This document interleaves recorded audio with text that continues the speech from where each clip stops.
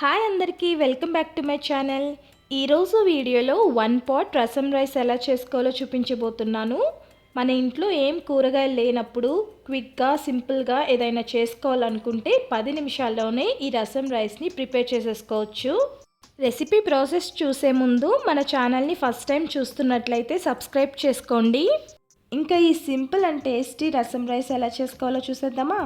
దీనికోసం ముందుగా ఒక గిన్నెలో 1 కప్పు బియ్యాన్ని తీసుకుందాం. అలానే 1/2 కప్పు కందిపప్పును కూడా వేసుకోవాలి.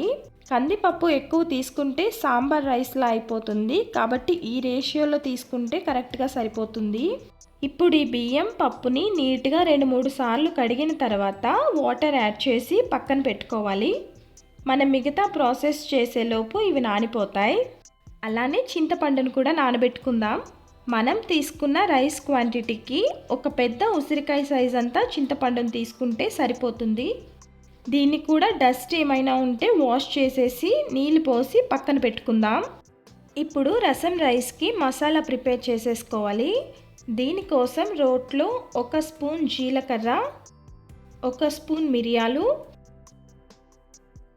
6-7 పొట్టు తీసిన వెల్లుల్లి రెబ్బలు వేసి దంచుకుందాం.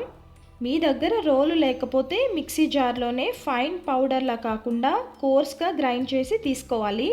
చూసారు కదా, ఇలా కచ్చబచ్చగా దంచి తీసుకుంటే సరిపోతుంది. ఇప్పుడు స్టవ్ ఆన్ చేసి కుక్కర్ పెట్టుకుందాం. క్విక్గా చేసుకుంటున్నాం కాబట్టి కుక్కర్లో చేస్తున్నాను, లేదంటే ఓపెన్ పాట్లో కూడా చేసుకోవచ్చు. ఇప్పుడు ఈ కుక్కర్లోకి 3 స్పూన్ల నెయ్యి వేసుకుంటున్నాను.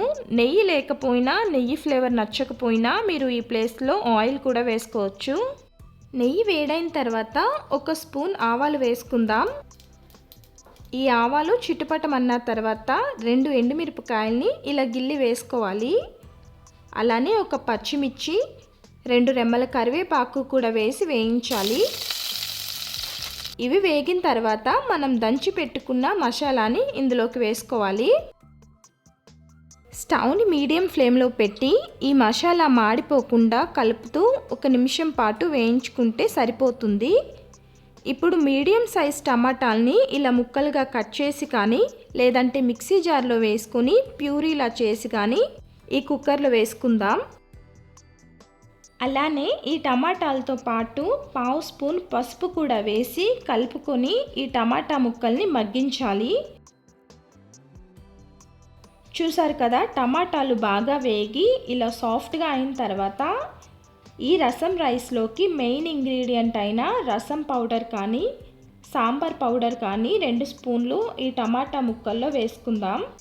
ఇలా వేసుకొని కలుపుతూ అంతా కలిసేలా వేగిన తర్వాత మనం నానబెట్టుకున్న చింతపండు నుండి తీసిన రసాన్ని 1 కప్పు వేసుకోవాలి.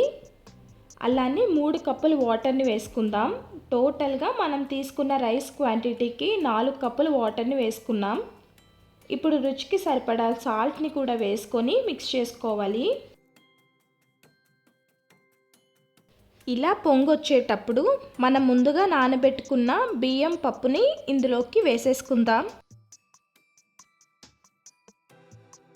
ఇలా బియ్యం పప్పు వేసుకున్న తర్వాత ఒకసారి కలిపి టేస్ట్ చూసి ఉప్పు సరిపోకపోతే అడ్జస్ట్ చేసుకొని కుక్కర్ మూత పెట్టేసి 4-5 విజిల్లు వచ్చేంత వరకు ఉడికించి తీసుకోవాలి.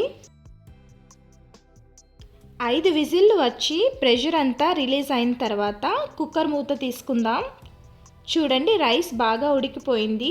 ఇంకా ఫైనల్గా కొత్తిమీర, కొద్దిగా నెయ్యి కూడా వేసి మిక్స్ చేసుకుందాం. రసం రైస్ వచ్చి ఈ కన్సిస్టెన్సీలో ఉంటేనే బాగుంటుంది.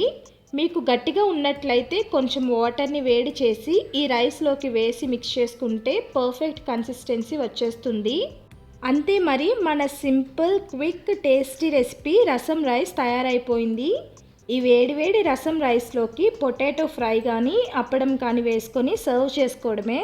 మరి వీడియో నచ్చితే లైక్ చేసి ఈ రసం రైస్ రెసిపీని నేను చెప్పిన ప్రాసెస్లో మీరు కూడా ఇంట్లో తప్పకుండా ట్రై చేయండి.